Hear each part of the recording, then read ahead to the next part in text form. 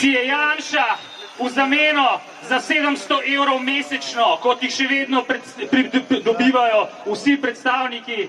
Rimokatoliške cerkve v Sloveniji in jo bodo dobivali tudi še naprej, si je privoščil in si je naročil tudi zvonjenje vseh ljubljanskih zvonov in tudi zvonov po Sloveniji.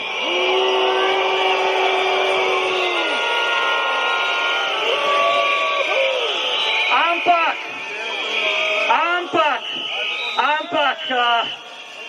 en protestniški donator je pripeljal danes sem na ta trg 1000 kolesarskih zvoncev in zdaj bi predlagal tisti, ki imate zvonce, dajmo pozvoniti za slovenskimi, vse slovenskimi kolesarskimi zvonci upora. To je najmočnejši zvonec v Sloveniji zadnje leto in to je zvonec prihodnosti, ne pa cerkveno donenje takrat, ko ga noben ni prosil in čakal in zahteval. Sledi svobodo govora, enakopravnost, vladavino prava, socialno varnost, kulturo in umetnost, razvoj znanosti, javno izobraževanje, svobodo medijev, javno zdravstvo in manjše čakalne vrste, delo za mlade,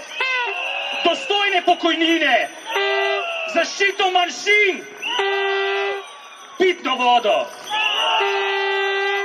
državo ljudi in okolja, ne pa kapitala, dostopna stanovanja,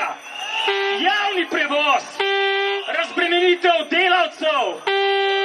obdavčitev elit, odgovorne politike, ki so odgovorni nam, civilno družbo, transparentnost, solidarnost, delavske pravice, socialno varnost, trajnostne strategije, podnebno pravičnost, direktno demokracijo, avtonomne prostore, ki jih rabimo, in pa predvsem skupnost,